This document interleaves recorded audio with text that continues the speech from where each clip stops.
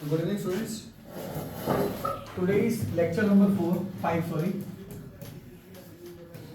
आज हम टॉपिक करेंगे चैप्टर सेल से क्लास 9 और टॉपिक होगा वैक्यूल्स, माइटोकॉन्ड्रिया और प्लास्टिड्स। ये टॉपिक आज हमने कवर करने हैं। आओ लास्ट क्लास में जो कराया था उसको थोड़ा सा रिवाइज करवा दूं। देखो बच्चे, लास्ट क्लास में जो बात चल रही थी एंडोमेम्ब्रेन सिस्टम की। एंडोमेम्ब्रेन सिस्टम जो होता है उसके अंदर हमने जो कंपोनेंट डिस्कस किए थे उसमें सबसे पहले तो आया था जैसे न्यूक्लियस था, न्यूक्लियस के साथ जो स्ट्रक्चर एक्सटेंड होता था इसको हमने एंडोप्लाज्मिक रेटिकुलम कहा था।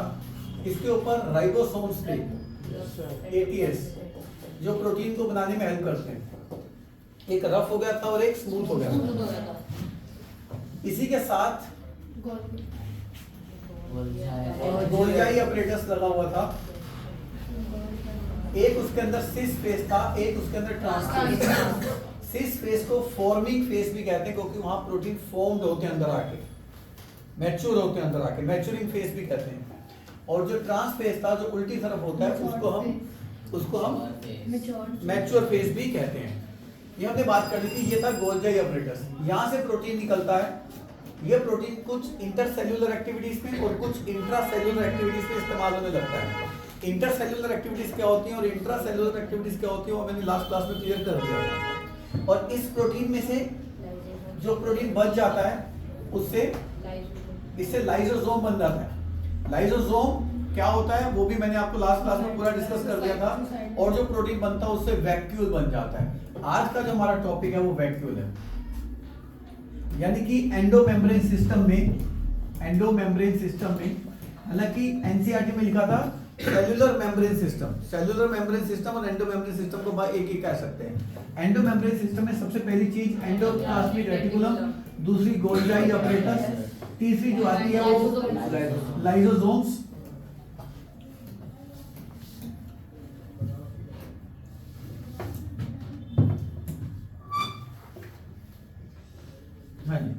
तो एंडोमेम्ब्रेन सिस्टम में हमारे सबसे पहली चीज क्या आ गई थी मेरे बच्चे?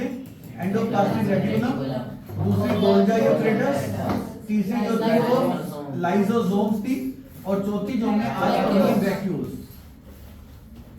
तो मैंने आपको बताया सेल है,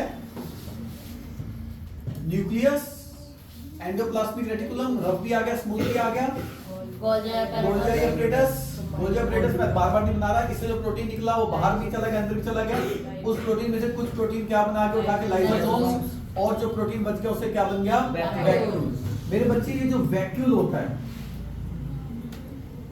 ये वैक्यूल अगर हम प्लांट सेल की बात करें तो बहुत बड़ा होता है। अप टू 90%, मतलब लगभग सारी जगह प्लांट सेल के अंदर कौन घेर लेता आगे? वैक्यूल। लगभग 50 to 90% वैक्यूल का हिस्सा होता है प्लांट सेल के अंदर। एनिमल सेल के अंदर वैक्यूल थोड़े छोटे होते हैं।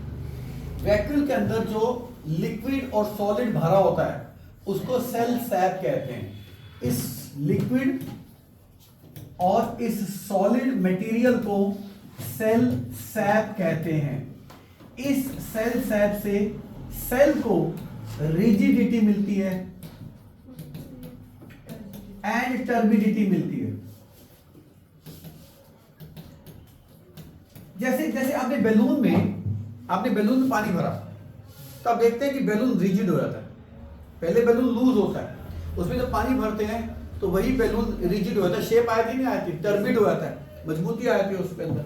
तो ये जो सेल के अंदर, वैक्यूल के अंदर सेल सैप यानी कि लिक्विड और सॉलिड मटेरियल भरते हैं, उससे इस पूरे सेल को रिजिडिटी और टर्बिडिटी, रिजिडिटी मतलब प्रॉपर एक शेप मिलती है, टर्बिडिटी मतलब मजबूती मिलती है। क्यों?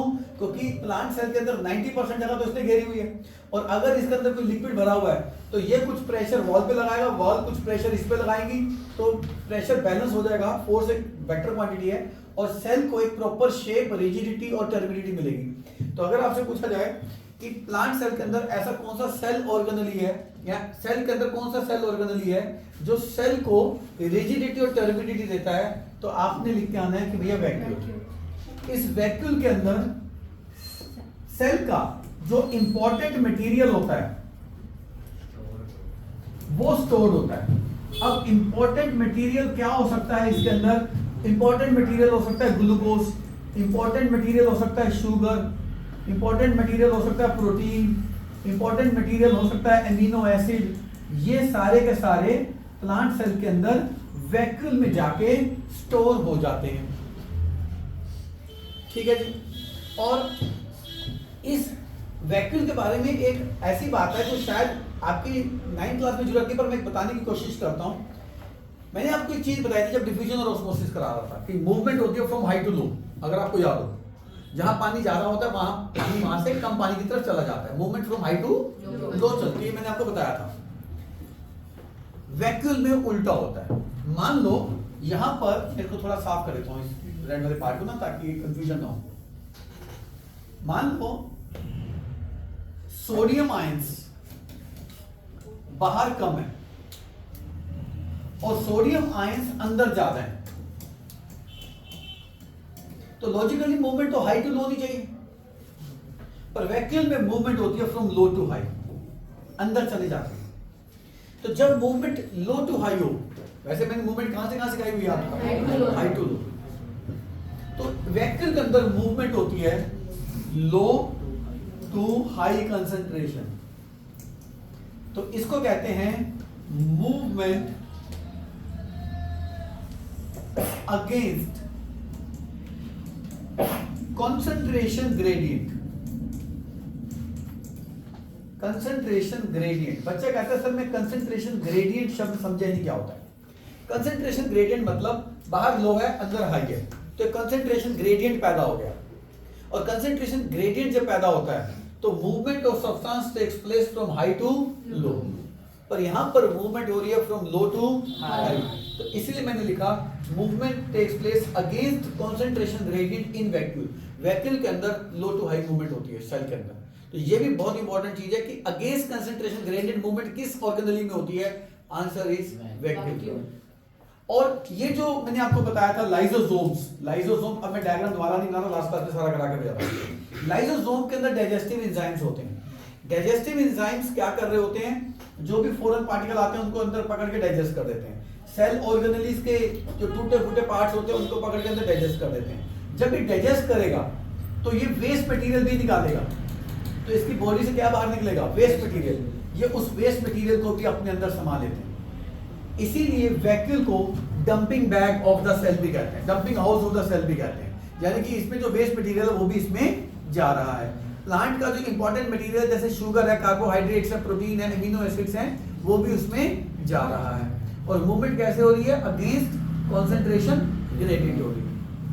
और प्लांट्स के अंदर मैक्सिमम स्पेस किसका होता है? वैक्यूल्स का होता है। एनिमल सेल में वैक्यूल थोड़े छोटे होते हैं। वैक्यूल समझ में आ गया मेरे बच्चे क्या होता है? अभी मैं वैक्यूल को नोट्स के थ्रू पढ़ के बता दूंगा। और जो अमीबा होता है, अमीबा मेरे बच्चे, अमीबा आपको बताया था मैंने, फूड को लेता है, फूड को लेता है, उस प्रोसेस को एंडोसाइटोसिस कहते हैं। तो अमीबा जब फूड को लेगा तो फूड को भी तो स्टोर करेगा। तो अमीबा स्टोर जो करता है फूड को, वो फूड वैक्यूल में करता है। तो अमीबा का जो फूड होता है वो कहां तक स्टोर होता है?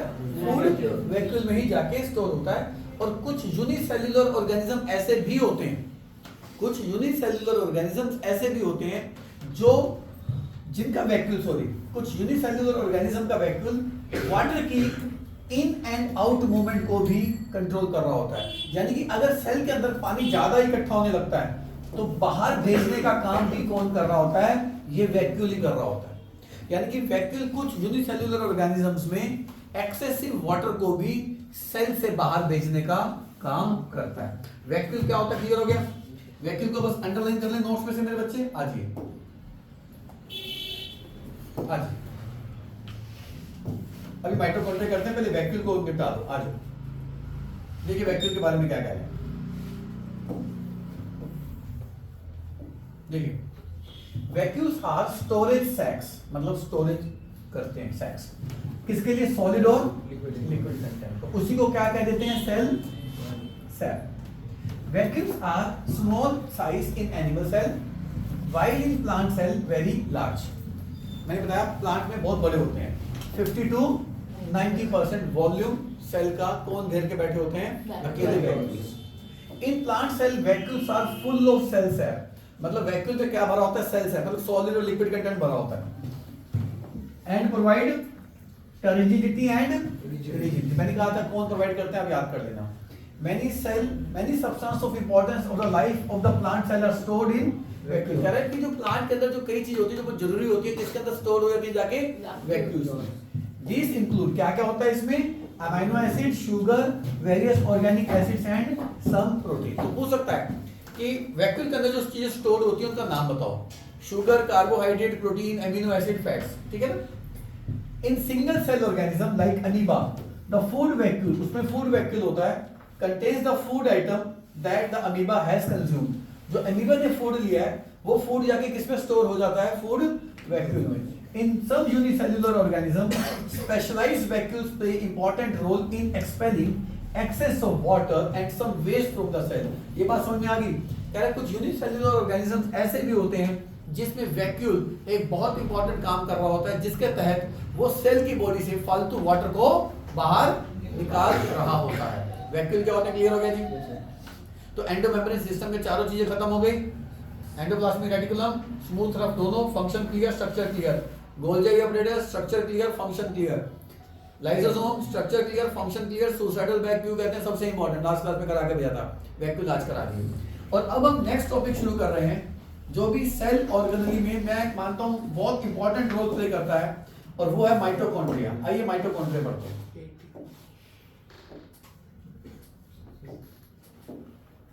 अब हम बात करेंगे माइटोकॉन्ड्रिया की।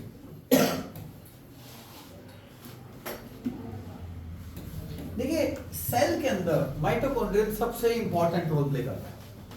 क्या होता है माइटोकॉन्ड्रिया में, एक इसके अंदर होती है आउटर मेम्ब्रेन, आउटर मेम्ब्रेन, बाहर की मेम्ब्रेन, इसके अंदर होती है एक इनर मेम्ब्रेन। ये जो इनर मेम्ब्रेन होती है ना, ये बहुत ज्यादा फोल्डेड स्ट्रक्चर में होती है, ये बहुत ज्यादा फोल्डेड, देख रहे हो, ये फोल्डेड स्ट्रक्चर में होती है इनर मेम्ब्रेन। ये ठीक ऐसे ही फोल्डेड होती है जैसे हमारे स्टमक में इंटेस्टाइन, आपने देखा होगा जो स्मॉल इंटेस्टाइन, कहने को स्मॉल होती है पर बहुत लंबी होती है, वो इंटेस्टाइन को अगर आपने कभी वीडियोस में देखा हो तो बहुत ज्यादा फोल्डेड फोल्डेड फोल्डेड ठीक ही होती है हमारे स्टमक में, ठीक है जी, 7 मीटर के, आप बिल्कुल सही कह रहे हैं। तो अगर आप एक हाथ के अंदर एक तार लो, एक लंबी सी तार लो, मान लो 10 मीटर की तार लो, या एक आप जिससे पतंग उड़ाते हैं, पतंग जिससे उड़ाते हैं, 10 मीटर का धागा दे दो। 10 मीटर का धागा तो लंबा तो आ नहीं सकता, पर उस 10 मीटर धागे को ऊपर नीचे ऊपर नीचे ऊपर नीचे कर दोगे तो आप एक मुट्ठी में बंद कर लोगे, नहीं कर लोगे 10 मीटर धागे को। तो ठीक ऐसे इसके अंदर एक इनर मेम्ब्रेन होती है, ये जो मैंने रेड कलर से बनाई है इसको कहते हैं इनर मेम्ब्रेन। ये इनर मेम्ब्रेन एक जेल लाइक मटेरियल में डूबी होती है, ये जेल लाइक मटेरियल होता है। इस जेल लाइक मटेरियल को मैट्रिक्स कहते हैं। क्या कहते हैं इसको, ये मैट्रिक्स है, जेल लाइक मटेरियल है जिसपे ये इनर मेम्ब्रेन इमर्ज है, तो दिस इज मैट्रिक्स। हालांकि इस आप इनर मेम्ब्रेन को देखें, इसके ऊपर ये स्पोर्ट्स भी होते हैं जिसको ग्रेन्यूल्स कहते हैं। क्या कहते हैं, हालांकि आपने ये सब 9th क्लास में नहीं करना। ये जो इनर मेम्ब्रेन मैंने बनाया ना मेरे बच्चों, ये बहुत ही ज्यादा हाईली फोल्डेड स्ट्रक्चर होता है, हाईली फोल्डेड स्ट्रक्चर, मैंने आपको बताया ना बहुत ज्यादा फोल्ड की होती है अंदर से। अब कोई चीज बहुत ज्यादा फोल्ड कर दोगे, आप जैसे कपड़ों को भी फोल्ड करके अलमीरा में रखते हैं, कपड़ों को तो एरिया ज्यादा होता है, पर आप फोल्ड करते करते करते कितने सारे कपड़े रख देंगे, तो कितना लार्ज एरिया अलमीरा में बंद कर देते हैं। तो ये हाईली फोल्डेड स्ट्रक्चर होने की वजह से इसका बहुत ही लार्ज क्या हो जाता है, सरफेस एरिया। तो ये लार्ज सरफेस एरिया करता क्या है, इसके लार्ज सरफेस एरिया पे प्रोडक्शन होता है एक बहुत इंपॉर्टेंट मॉलिक्यूल का, उसको हम कहते हैं एडिनोसिन ट्राइफॉस्फेट। मैं पूरा लिख देता हूं, एडिनोसिन ट्राइफॉस्फेट। इसकी शॉर्ट फॉर्म एटीपी चलती है पूरी 11वीं पूरी 12वीं, जब तक आपने साइंस पढ़नी है एटीपी को एटीपी लिख सकते हैं, पूरा लिखने की जरूरत नहीं होती। तो ये एक इंपॉर्टेंट मॉलिक्यूल का सिंथेसिस कर रहा है जिसको हम कहते हैं एडिनोसिन ट्राइफॉस्फेट। एक्चुअली ये जो एटीपी होता है ये एक एनर्जी रिच मॉलिक्यूल होता है। अब ये एनर्जी रिच मॉलिक्यूल होता है, इसका मतलब क्या होता है? ये जो एटीपी होता है ये जब वाटर के साथ रिएक्ट करता है, जिसको हम केमिस्ट्री की भाषा में कहते हैं हाइड्रोलाइज होना। क्या होना? हाइड्रोलाइज होना। तो ये एटीपी में 3 फॉस्फेट होते हैं, तो ये एक फॉस्फेट को रिलीज कर देता है और इसके अंदर एडिनोसिन के पास सिर्फ 2 फॉस्फेट डाई फॉस्फेट रह जाता है। और एटीपी जब वाटर के साथ रिएक्ट करके एडीपी और फॉस्फेट बनाता है तो बहुत सारी क्या रिलीज करता है मेरे बच्चे? बहुत सारी एनर्जी रिलीज करता है। यही एनर्जी इस्तेमाल होती है आगे चल के कई केमिकल रिएक्शंस को करवाने के लिए। देखो बच्चे, केमिकल रिएक्शंस अगर होनी है तो एनर्जी चाहिए, बिना एनर्जी के केमिकल रिएक्शंस नहीं होगी। पर एनर्जी मिलेगी कहां से? अब जैसे आप एक बात बताओ, आपका मोबाइल जब डेड हो जाता है तो आप भी तो उसको चार्ज करते हो, चार्ज करने के लिए आप भी तो उसको इलेक्ट्रिकल एनर्जी देते हो। वही इलेक्ट्रिकल एनर्जी फिर केमिकल रिएक्शंस करवाती है आपके मोबाइल के अंदर जाके। तो ठीक ऐसे ये एटीपी जब वाटर के साथ, यानी कि जब एटीपी हाइड्रोलाइज होता है, ये एडिनोसिन डाइफॉस्फेट बनाता है, साथ में एक फॉस्फेट निकालता है, साथ में क्या जनरेट कर देता है? बहुत सारी एनर्जी को रिलीज कर देता है। और ये जो एनर्जी निकलती है, ये जो एनर्जी निकलती है, ये एनर्जी यूटिलाइज होती है। यूटिलाइज मतलब इस्तेमाल होने लगती है 2 चीजों में। हमारी बॉडी में केमिकल रिएक्शंस करवाने में इस्तेमाल होगी और हमारी बॉडी में मैकेनिकल वर्क करवाने में भी इस्तेमाल होगी। अभी मैं बता रहा हूं इसका क्या मतलब है। तो आप दोबारा से देखते हैं। ये जो इनर मेम्ब्रेन थी ये हाईली फोल्डेड स्ट्रक्चर था और इस इनर मेम्ब्रेन का क्या ज्यादा हो गया था? Large surface area. तो अगर आपसे पूछा जाए इनर मेम्ब्रेन का लार्ज सरफेस एरिया क्यों होता है, तो आपने कहना because it is having highly folded structure. Highly folded और लार्ज सरफेस एरिया होता है, उसके ऊपर क्या चीज प्रोड्यूस होने लगती है? एटीपी। यानी कि ये जो एटीपी प्रोड्यूस हो रहा है ये माइटोकॉन्ड्रिया के अंदर प्रोड्यूस होता है। तो अगर आपसे पूछा जाए एटीपी कहां प्रोड्यूस होता है? माइटोकॉन्ड्रिया के अंदर। इसीलिए माइटोकॉन्ड्रिया को एक नाम दिया गया है पावर हाउस ऑफ सेल। मेरे बच्चे, इसके बगैर तो सेल ही नहीं काम कर सकता। आप एक सिंपल सी बात देखो ना, आपके घर में कोई ना कोई ऐसा मेंबर होगा या 2 मेंबर होंगे, 3 मेंबर होंगे जो पैसा कमाते होंगे, जो अर्निंग करते होंगे, आपका घर चलाते होंगे। आप सोचो ना, अगर वो अर्निंग ना करें तो घर चलना बड़ा मुश्किल हो जाएगा। ठीक ऐसे सेल अगर एनर्जी प्रोड्यूस ना करे, माइटोकॉन्ड्रिया काम ही ना करे, तो बताओ फिर हमारी बॉडी में केमिकल रिएक्शंस कैसे होगी? क्योंकि केमिकल रिएक्शंस को क्या चाहिए? एनर्जी। जैसे आपको पढ़ाई के लिए क्या चाहिए? पैसा। स्कूल की फीस के लिए क्या चाहिए? पैसा। बाहर घूमने के लिए क्या चाहिए? पैसा। अच्छी ट्यूशंस पढ़ने के लिए क्या चाहिए? पैसा। जेब में महंगे मोबाइल डाल के घूमने के लिए क्या चाहिए? पैसा।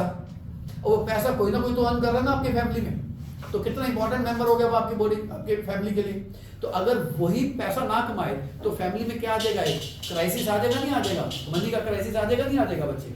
ठीक ऐसे एक माइटोकॉन्ड्रिया क्या काम कर रहा है? एनर्जी को जनरेट कर रहा है। इसीलिए इसका नाम क्या रख दिया?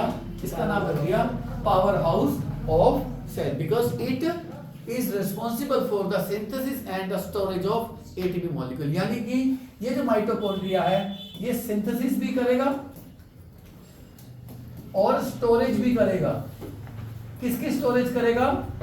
एडिनोसिन ट्राइफॉस्फेट की। मतलब सिंथेसिस करके कुछ इस्तेमाल कर लेगा, जो बच जाएगा वो स्टोर भी कर लेगा। जैसे आपके पेरेंट्स जो भी पैसा कमाते होंगे उस पैसे से कुछ घर का खर्चा मतलब राशन का खर्चा, बच्चों की फीस का खर्चा, स्कूल की फीस, ट्यूशन, घूमने का खर्चा, प्लस जो पैसा बच जाता होगा वो घर में या कोई तिजोरी में सेव कर लेते होंगे या बैंक में जाकर रख देते होंगे।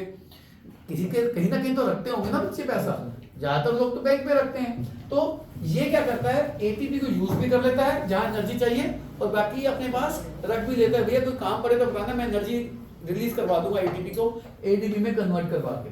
तो ये एटीपी आता कहां से है? थोड़ा सा मैं आपको 10th क्लास की बात बता देता हूं। मेरे बच्चे एक 10th क्लास में एक प्रोसेस पढ़ेंगे, उसका नाम है रेस्पिरेशन। क्या पढ़ेंगे? रेस्पिरेशन। रेस्पिरेशन में क्या होगा? रेस्पिरेशन में हमारी बॉडी में कार्बन डाइऑक्साइड और वाटर मिलके क्लोरोफिल और सनलाइट की प्रेजेंस में शुगर यानी कि कार्बोहाइड्रेट को सिंथेसिस करेगी। इसको कहते हैं फोटोसिंथेसिस होगा। और साथ में क्या रिलीज होगी? एनर्जी। वो एनर्जी किस में स्टोर हो जाती है? एटीपी। क्योंकि एनर्जी वेस्ट ना हो जाए। तो एनर्जी किस मॉलिक्यूल के फॉर्म में जाके स्टोर हो जाती है? एटीपी में। तो जब एनर्जी की जरूरत पड़ती है एटीपी कहता है मुझसे एनर्जी ले लो। कैसे? एटीपी वाटर के साथ रिएक्ट करके एडीपी और फॉस्फेट में एनर्जी में जाता है। ये एनर्जी हमारी बॉडी में क्या करने में काम आती है? Chemical reaction. और दूसरी चीज जरा ध्यान से देखो, मैकेनिकल वर्क। आप एक बात को नोट करो, मैं इतनी देर से यहाँ पे जो भी कुछ कर रहा हूँ, चाहे चल रहा हूँ, चाहे बोल रहा हूँ, चाहे लिख रहा हूँ, ये सारा मैकेनिकल वर्क है। आप अगर साइकिल चला के भी कोचिंग पढ़ने आए हैं, वो मैकेनिकल वर्क है। चल के भी आए हैं, मैकेनिकल वर्क है। आप लिख रहे हैं साथ साथ, ये भी मैकेनिकल वर्क है। इसके लिए आपकी बॉडी को क्या चाहिए? वो एनर्जी कौन दे रहा होगा आपकी बॉडी में? एटीपी नहीं होगा तो एनर्जी कहां से आएगी? एनर्जी नहीं आएगी, आप चलोगे कैसे, भागोगे कैसे, खेलोगे कैसे, पढ़ोगे कैसे, लिखोगे कैसे? तो हो गया नहीं हो गया ये इंपॉर्टेंट मॉलिक्यूल। और इंपॉर्टेंट मॉलिक्यूल को जो बनाएगा वो भी हो गया नहीं हो गया, कि इंपॉर्टेंट सेल ऑर्गेनेली। उस इंपॉर्टेंट सेल ऑर्गेनेली का नाम क्या हो गया? माइटोकॉन्ड्रिया। तो ये सिंथेसिस भी कर रहा है और साथ में स्टोर भी कर लेता है, और जिसको एटीपी चाहिए उसके अकॉर्डिंग ये काम भी करवा देता है, एनर्जी को रिलीज भी करवा देता है। इस एनर्जी से या केमिकल रिएक्शंस हो जाएंगी, या इस एनर्जी से मैकेनिकल वर्क हो जाएगा, जो भी हमारी बॉडी की डिमांड हो गए। यहां तक मेरी बात समझ में आ गई बच्चे? माइटोकॉन्ड्रिया फिर वन वे एक इंपॉर्टेंट कंपोनेंट। और ये जो एटीपी होता है इसको हम करेंसी ऑफ एनर्जी भी कहते हैं। मतलब हमारी बॉडी में एनर्जी किस रूप में आएगी? एटीपी। जैसे हमारे इंडिया की भी करेंसी है रुपी। तो आप इंडिया में कहीं कुछ पैसा खर्चने जाओ तो इंडियन रुपी ही तो निकालोगे ना, उसी रुपीस को लेके वो आपको पैसे देगा ना। तो ठीक ऐसे हमारी बॉडी में एनर्जी किस रूप में इस्तेमाल होती है? In the form of ATP. तो ATP currency of energy, ATP. Mitochondrion power house of the cell, mitochondria. समझ आ गई बात जी? अब एक बात बताओ, माइटोकॉन्ड्रिया आपने देख लिया एक बहुत इंपॉर्टेंट काम कर रहा है। आपने ये भी समझ लिया कि इसके बगैर सेल और बॉडी काम ही नहीं कर सकती। ये तो समझ में आ गया। एक बात सोचो, जो चीज बहुत इंपॉर्टेंट काम कर रही हो, क्या वो काम किसी और पे छोड़ा जा सकता है? किसी और पे नहीं छोड़ा जा सकता। फॉर एग्जाम्पल मैं अपनी फैमिली में, मान लो मैं पैसा अर्न करता हूं, मान लो मैं करता हूं, ठीक है? तो क्या मैं वो पैसा कमाने की जिम्मेवारी, और मुझे पता है कि उस अर्निंग से मेरा घर चलेगा, मेरा फ्यूचर बनेगा, मेरे बच्चों का फ्यूचर बनेगा, तो क्या मैं वो पैसा कमाने की जिम्मेवारी किसी और को कह सकता हूं? भाई तू मेरी जगह पैसे कमा ली? नहीं कह सकता। बात में सहमत हो मेरी? क्योंकि जो काम बहुत इंपॉर्टेंट हो वो किसी और पे छोड़ा नहीं जा सकता। जैसे इस बच्चे ने, मान लो पेपर आ रहे हैं, इसको 6 चैप्टर करने हैं, पढ़ने हैं ना, क्या ये अपने भाई को कह सकता तू मेरी जगह 6 चैप्टर कर दियो, मेरा कल टेस्ट है? ये काम तो इसका ये करेगा ना। तो जो काम बहुत इंपॉर्टेंट हो क्या किसी और पे छोड़ सकते हैं? नहीं। इसीलिए माइटोकॉन्ड्रिया में एक स्पेशल एबिलिटी होती है। इसकी स्पेशल एबिलिटी ये होती है बच्चे, इसके पास its own DNA and ribosomes होते हैं। ये बहुत इंपॉर्टेंट बात है। इसके पास अपना ही डीएनए है, इसके पास अपने ही राइबोसोम्स। एक्चुअली राइबोसोम्स प्रोटीन बनाते हैं, आपको लास्ट क्लास में पढ़ा के भेजा था। और राइबोसोम प्रोटीन बनाते हैं डीएनए की मदद से। तो अकेले राइबोसोम भी नहीं कह सकते कि मैं क्या बनाऊंगा प्रोटीन, तो उसके लिए क्या चाहिए होता है? एक्चुअली न्यूक्लिक एसिड, ये डबल हेलिकल स्ट्रक्चर के जो होते हैं उसको डीएनए कहते हैं। जो nucleic acid double helical structure होते हैं जिसमें शुगर डीऑक्सीराइबोस होती है, उसको क्या कहते हैं हम? डीएनए। ये डीएनए से आरएनए बनता है, फिर वो आरएनए राइबोसोम के साथ मिलकर प्रोटीन बनाता है। तो प्रोटीन को बनाने के लिए क्या क्या चाहिए? राइबोसोम्स, आरएनए और डीएनए। तो डीएनए ही आरएनए बना देगा, पर आरएनए को भी साथ में क्या चाहिए? राइबोसोम्स। तो यानी कि इन दोनों की मदद से मिलके किस चीज का सिंथेसिस होने लगेगा? Synthesis of proteins. यस, यानी कि माइटोकॉन्ड्रिया अपना प्रोटीन खुद बना लेगा। मतलब माइटोकॉन्ड्रिया को प्रोटीन की जरूरत पड़ेगी तो वो एंडोप्लाज्मिक रेटिकुलम को आवाज नहीं लगाएगा, वो एंडोप्लाज्मिक रेटिकुलम प्रोटीन भेज नहीं लगाएगा। अगर पैसा मुझे कमाना है, मैं किसी पड़ोसी को नहीं कहूंगा भाई तू मेरी जगह पैसा कमा। आपके फैमिली मेंबर में जो भी अर्निंग मेंबर है वही अर्निंग कर सकता है, कोई और किसी को जिम्मेवारी नहीं कहेगा, किसी रिश्तेदार को नहीं कहेगा तू मेरी जगह पैसे कमा ले। आपकी मम्मी अगर घर में बहुत इंपॉर्टेंट काम कर रही है, अगर आपका फेवरेट डिश बना रही है, तो भैया मम्मी कहेगी मैं ही बनाऊंगी, कोई और नहीं बनाएगा, क्योंकि मेरे बच्चे को मेरे हाथ का बनाएगा किसी को अच्छा नहीं लगेगा।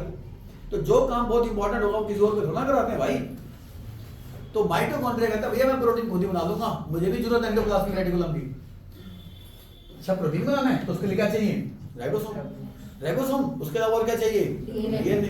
तो भैया फिर माइटोकॉन्ड्रिया को एक चीज की एबिलिटी मिल गई कि भैया तू अपने पास खुद ही क्या रख ले, डीएनए भी रख ले और राइबोसोम भी रख ले। तो अगर आपको क्वेश्चन आए ऐसा सेल ऑर्गेनली जिसके पास डीएनए और राइबोसोम अपने खुद के होते हैं, और ऐसा सेल ऑर्गेनली जो अपना प्रोटीन खुद ही सिंथेसिस कर ले, माइटोकॉन्ड्रिया। तो mitochondria is able to synthesis its own protein, how? Because it contains its own DNA and ribosome. With the help of these two, it can synthesize its own protein. यानी कि mitochondria के दो काम हो गए। Maximum बच्चे एक काम लिखते हैं, मैक्सिमम बच्चे क्या लिखते हैं? Generation of ATP. पर एक्चुअली ये एटीपी के साथ साथ क्या जनरेट कर रहा है? अपने लिए प्रोटीन भी जनरेट कर रहा है, क्योंकि प्रोटीन तो बहुत इंपॉर्टेंट चीज हो जाती है ना बच्चे। तो ये जो इनर मेम्ब्रेन है इसके अंदर क्या बन रहा है? जल्दी बोलो। एटीपी एटीपी एटीपी एटीपी बन गया इसके अंदर। जहां एनर्जी चाहिए एटीपी एडीपी में कन्वर्ट होकर एनर्जी दे देगा, जहां मैकेनिकल वर्क चाहिए एटीपी एडीपी में कन्वर्ट होकर एनर्जी दे देगा। एक एनर्जी बना रहा है, दूसरी चीज क्या कर रहा है भाई? ये प्रोटीन बना रहा है। माइटोकॉन्ड्रिया क्लियर हो गया। Power house of the cell कौन है? क्या क्या काम कर सकता है? एक तो एटीपी बनाएगा, दूसरा अपना प्रोटीन भी बनाएगा with the help of its own DNA and ribosome. Clear है बच्चा? माइटोकॉन्ड्रिया का स्ट्रक्चर की जरूरत नहीं है, पर आपको मैंने सारा कुछ बता दिया। मैट्रिक्स क्या है? मैट्रिक्स वो स्ट्रक्चर है वो लिक्विड मटेरियल है जिसके अंदर इनर मेम्ब्रेन उसके अंदर फैली हुई है, और उसके बाहर क्या है? उसकी एक आउटर। माइटोकॉन्ड्रिया क्लियर हो गया बच्चे? कोई डाउट? अब नोट्स में से रीड कर दें। अच्छा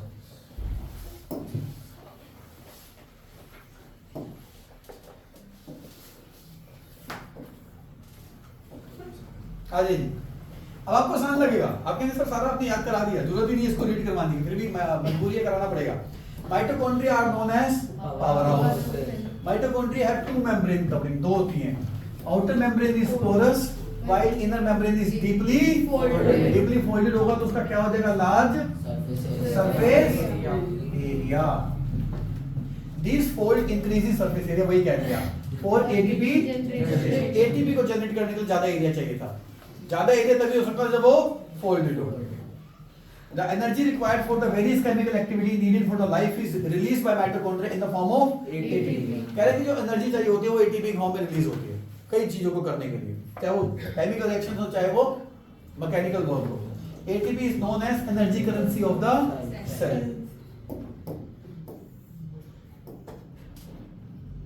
for making new chemical compound and for mechanical work. वही चीज जो पीछे लिखा है वही चीज लिखी है ना, याद कर लेना बस अच्छे से। बहुत इंपॉर्टेंट बात है ये, ध्यान से समझना। वही बात है जिसमें मैं फोकस कर रहा था। कह रहा है कि माइटोकॉन्ड्रिया आर स्ट्रेंज ऑर्गेनेल, मतलब एक अजीब चीज है ये। किस मामले में अजीब है?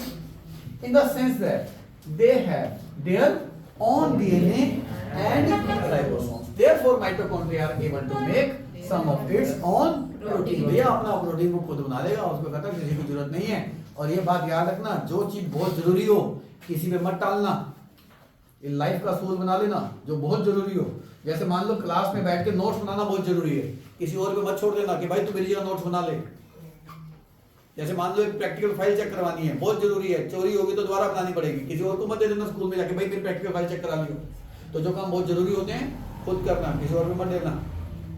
समझ आ गई बात जी? वो माइटोकॉन्ड्रिया में तो वही कर रहा है। आओ इसके बाद जो सेल ऑर्गेनेली आता है मेरे बच्चे, बताओ कौन सा रह गया? यस यस यस, प्लास्टिड्स रह गए। प्लास्टिड्स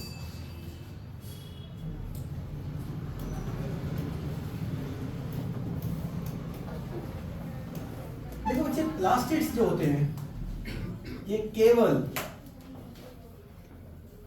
प्लांट सेल्स में होते हैं। पहली बात तो ये क्लियर कर लो, केवल प्लांट सेल में, एनिमल सेल में नहीं।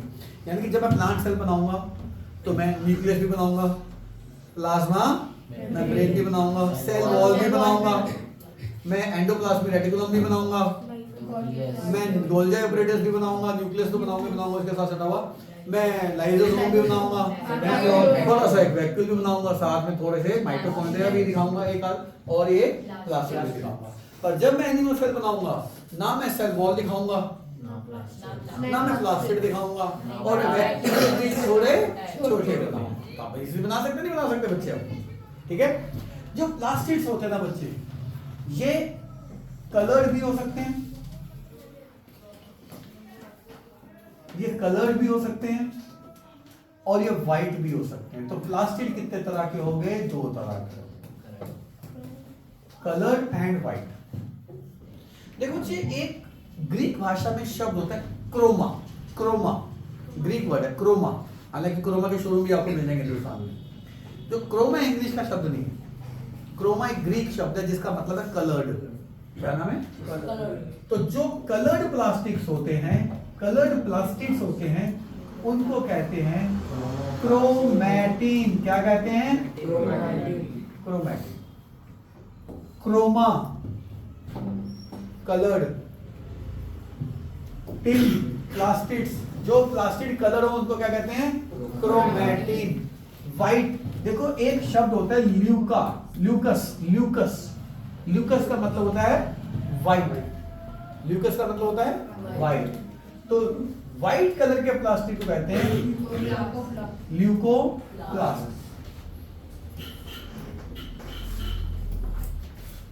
इसको क्रोमोप्लास्ट कर दो, क्रोमोप्लास्ट,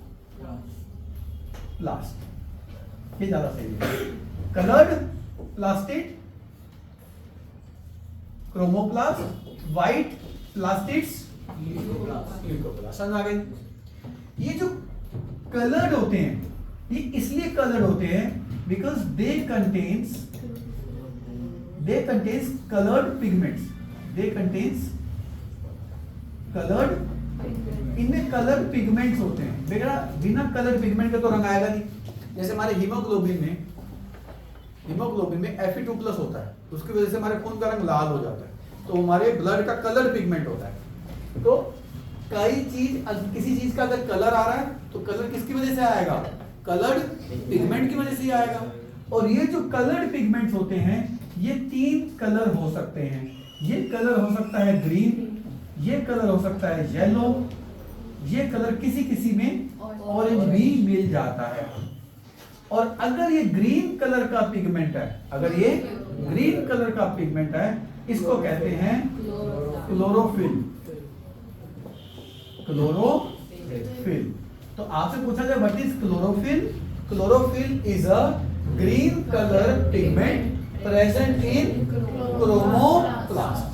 समझ आ गया? दोबारा से, chlorophyll is a green colour pigment present in chromoplast. हो जाएगा? देखो इसका मतलब क्रोमोप्लास्ट भी 3 तरीके के हो गए। एक क्रोमोप्लास्ट वो होंगे जिसमें ग्रीन पिगमेंट होगा, एक क्रोमोप्लास्ट वो होंगे जिसमें येलो पिगमेंट होगा, एक क्रोमोप्लास्ट वो होंगे जिसमें ऑरेंज पिगमेंट होगा। जिसमें ग्रीन पिगमेंट क्लोरोफिल होगा उसको कहते हैं क्लोरोप्लास्ट। अब ध्यान से समझना, कंफ्यूजन शुरू हो जाएगी बच्चे। ये कंफ्यूजन है, 2 शब्द देखो एक जैसे मिलेंगे आपको। एक है क्रोमोप्लास्ट, एक है क्लोरोप्लास्ट। एक है क्रोमो मतलब कलर्ड प्लास्टिड्स, एक है क्लोरोप्लास्ट। अब सुन, तो क्लोरोप्लास्ट कैसे याद रखोगे अगर भूल जाओ तो? प्लास्ट का मतलब प्लास्टिड, क्लोरो मतलब क्लोरोफिल। तो जो प्लास्टिड्स में क्लोरोफिल हो उसको हम क्या कहते हैं? यानी कि जिस क्रोमोप्लास्ट में ग्रीन कलर पिगमेंट क्लोरोफिल हो इज नोन एज क्लोरोप्लास्ट। दोबारा से, क्लोरोप्लास्ट क्या कहते हैं? जिस क्रोमोप्लास्ट में ग्रीन कलर पिगमेंट क्लोरोफिल हो उसको क्लोरोप्लास्ट है। तो chloroplast is those chromoplast which contains green color pigment chlorophyll। समझ आ गया मेरे बच्चे? तो बताओ, क्लोरोप्लास्ट में क्रोमोप्लास्ट होंगे या क्रोमोप्लास्ट में क्लोरोप्लास्ट होंगे? दोबारा से, प्लास्टिड 2 तरह के, कलर और व्हाइट। प्लास्टिड 2 तरह के, क्रोमोप्लास्ट और ल्यूकोप्लास्ट। तो क्रोमोप्लास्ट में ग्रीन पिगमेंट भी होगा, क्रोमोप्लास्ट में येलो भी होगा, क्लोरोप्लास्ट में ऑरेंज भी होगा। तो जो ग्रीन पिगमेंट होता है उसका नाम है क्लोरोफिल। क्लोरोफिल जिस क्रोमोप्लास्ट में होगा उसको कहते हैं क्लोरोप्लास्ट। और ये क्लोरोफिल क्यों चाहिए? Chlorophyll is required for photosynthesis. Photo का मतलब होता है मेरे बच्चे लाइट। फोटो का मतलब क्या होता है? सिंथेसिस का मतलब फॉर्मेशन। लाइट की प्रेजेंस में फूड की फॉर्मेशन हो, फूड की फॉर्मेशन हो, लाइट की प्रेजेंस में फूड की फॉर्मेशन हो by the use of water and carbon dioxide in presence of chlorophyll is known as photosynthesis. तो फोटोसिंथेसिस किसके लिए चाहिए? उसके लिए क्या चाहिए उसको? क्लोरोफिल। तो आप बताओ क्या हमें फोटोसिंथेसिस करना है? क्या हम CO2 वाटर से सनलाइट की प्रेजेंस में फूड बना सकते हैं? तो हमारी बॉडी को प्लास्टिड की जरूरत है। किसको चाहिए? प्लांट्स को चाहिए। प्लांट्स को जो चाहिए उसमें अगर कलर हो जाएगा क्रोमोप्लास्ट। क्रोमोप्लास्ट में 3 रंग, ग्रीन, येलो, ऑरेंज। ग्रीन वाला होगा तो क्लोरोफिल। क्लोरोफिल वाले क्रोमोप्लास्ट को क्या कहेंगे? क्लोरोप्लास्ट। तो प्लास्ट मतलब प्लास्टिड। जिस प्लास्टिड में क्लोरोफिल हो क्लोरोप्लास्ट। क्रोमोप्लास्ट जो प्लास्टिड कलर्ड हो, कलर्ड, क्रोमो मतलब कलर्ड हो, वो क्रोमोप्लास्ट। नाम से क्लियर हो रहा है ना? जो प्लास्टिड व्हाइट हो क्लोरोप्लास्ट। समझ में आ रही बात? आजी पर ये जो क्लोरोप्लास्ट होता है ना, इस क्लोरोप्लास्ट का स्ट्रक्चर अगर आप देखें, इसका क्या देखें आप? स्ट्रक्चर। इसके स्ट्रक्चर में न्यूमरस मेम्ब्रेन स्ट्रक्चर होता है। न्यूमरस मेम्ब्रेन स्ट्रक्चर होता है। What is the meaning of numerous membrane structure? कई सारी मेम्ब्रेन होंगी इसके अंदर, और ये कई सारी मेम्ब्रेन जो होंगी इसके अंदर एक मटेरियल के अंदर होंगी। इन अ मटेरियल, उस मटेरियल को कहते हैं स्ट्रोमा। क्या कहते हैं उसको? स्ट्रोमा। आ जाओ, स्ट्रोमा क्या है? वो मटेरियल जिसमें कई सारी मेम्ब्रेन्स हैं। किसकी कई सारी मेम्ब्रेन है? क्लोरोप्लास्ट। क्लोरोप्लास्ट क्या है? वो क्रोमोप्लास्ट जिसमें क्लोरोफिल है। क्रोमोप्लास्ट क्या है? समझ में आ गई सारी बात?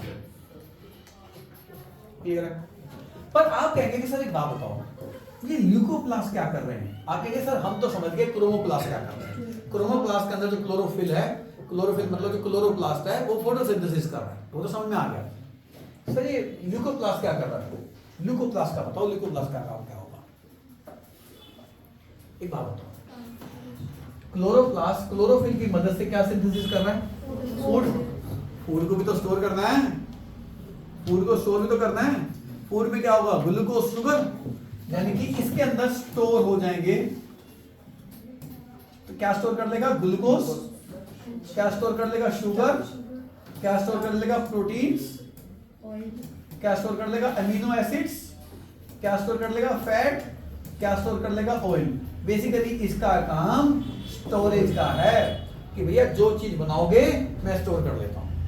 पर इसके अंदर और माइटोकॉन्ड्रिया के अंदर एक बहुत बड़ी सिमिलैरिटी है, बहुत बड़ी सिमिलैरिटी है। तो आपसे क्वेश्चन भी आ सकता है, in what sense mitochondria and plastids are similar to each other? मेरे बच्चे एक बात बताओ, प्लास्टिड भी क्या छोटा बड़ा काम कर रहे हैं? आप क्या समझते हो? क्या जो बाहर जाके जो पैसा अर्न करता है क्या वही एक बड़ा काम कर रहा है? तो जो घर में जो घर बना रहा है, जो फैमिली होम मेकर है, जो भी इंसान घर को बना रहा है, घर को समझ रहा है, घर के काम कर रहा है, किचन के काम कर रहा है, बच्चों की पढ़ाई का देखभाल कर रहा है, मार्केट के काम कर रहा है, वो भी उतना ही इंपॉर्टेंट काम कर रहा है जी। जो घर का खाना बना रहा है उसका भी बहुत बड़ा काम है जी, उसके बगैर भी घर नहीं चल सकता। तो एक बात बताओ, अगर कोई आपके घर में बहुत इंपॉर्टेंट डिश बना रहा है, मेहमानों के लिए खाना बना रहा है, तो क्या पड़ोसी को क्या देगा? तू आके मेरी जगह खाना बना दियो, खुद बनाओगे ना। तो आपको कुछ समझ में आया मैं कहना क्या चाहता हूँ? क्या कहना चाहता हूँ? प्लास्टिड एक इंपॉर्टेंट काम कर रहे हैं। अगर ये इंपॉर्टेंट काम कर रहे हैं तो इनके पास भी अपना क्या होगा? डीएनए। अपना क्या होगा? अब उस डीएनए और राइबोसोम की मदद से क्या सिंथेसिस कर लेंगे? सिंथेसिस ऑफ, और वो प्रोटीन जाके कहां स्टोर हो जाएगा? ल्यूकोप्लास्ट। वही ल्यूकोप्लास्ट में स्टोर हो जाएगा। तो बेसिकली प्लास्टिड क्या बना रहे हैं? कार्बोहाइड्रेट्स। प्लास्टिड क्या बना रहे हैं? शुगर्स, ग्लूकोज, प्लास्टिड क्या बना रहे हैं? प्रोटीन भी बना रहे हैं। तो बहुत से बच्चे लिखते हैं कि प्लास्टिड सिर्फ ग्लूकोज बनाते हैं, प्लास्टिड अपना प्रोटीन भी बनाते हैं, और वो प्रोटीन जाके किसमें स्टोर कर देते हैं? ल्यूकोप्लास्ट में। तो प्लास्टिड क्या है? कितने तरीके के होते हैं? कौन कौन से पिगमेंट होते हैं? किस पिगमेंट में अगर ग्रीन कलर का पिगमेंट आ जाए उसको क्लोरोफिल कहते हैं, उस क्लोरोफिल वाले क्रोमोप्लास्ट को क्लोरोप्लास्ट कहते हैं। और वो क्लोरोप्लास्ट में न्यूमरस मेम्ब्रेन स्ट्रक्चर होता है, किसमें डूबा होता है? वो स्ट्रोमा में। और उसके अंदर अपना एक डीएनए और अपना एक राइबोसोम होता है जो क्या सिंथेसिस करने में सक्षम होता है। क्लियर हो गया? याद हो गया? मार्क कर ले। आ जाओ प्लास्टिड्स पर।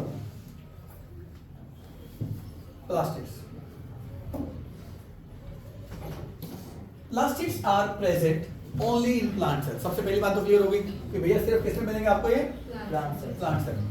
There are two types of plastids. पहला क्रोमो मतलब एंड ल्यूको मतलब, यानी कि प्लास्टिड दो तरह के होते हैं। प्लास्टिड कलर को क्रोमोप्लास्ट, व्हाइट को ल्यूकोप्लास्ट। क्रोमोप्लास्ट मतलब कलर वाले, कंटेन द पिगमेंट क्लोरोफिल। हालांकि इसने क्लोरोफिल की बात करी है। तीन तरह के होते हैं पिगमेंट, ग्रीन, येलो और ऑरेंज। कई में ऑरेंज भी होता है। जिसमें ग्रीन कलर पिगमेंट होगा उसको क्या नाम दे रहा है? क्लोरोप्लास्ट।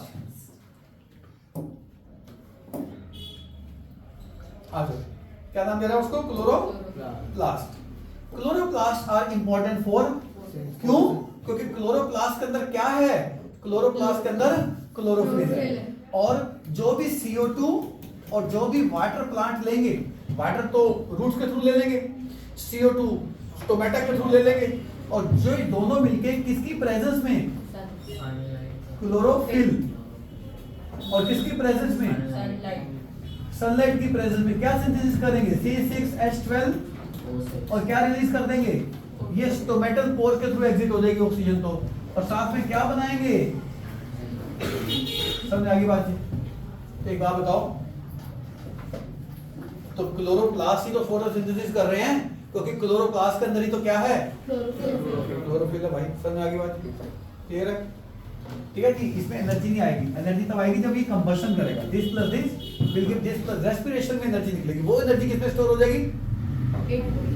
तो जो this plus this gives CO2 water, उसको क्या कहते हैं? वो रेस्पिरेशन हो जाती है, उसमें एनर्जी निकलती है, वो एनर्जी एटीपी में कन्वर्ट होती है। आ जाओ। Chloroplast also contain various yellow and orange pigment in addition to, वही कह रहा है, क्लोरो नहीं आएगा, ये क्लोरो नहीं आएगा, यहाँ पे क्या शब्द आएगा? क्रोमोप्लास्ट आल्सो कंटेन क्या? येलो भी होते हैं, ज़ैंथोफिल भी पढ़ोगे आप आगे चल के, और इन pigment in addition to chlorophyll. तो ये करेक्शन कर देना नोट्स के अंदर। Leucoplasts are primarily organelle in which materials such as starch, oil, protein, granules are stored. समझ में आ गई बात जी? क्या क्या स्टोर है दोबारा से देख लो। स्टार्च, ऑयल, ये प्रोटीन खुद ही बना रहे हैं, प्रोटीन खुद ही बना रहे हैं।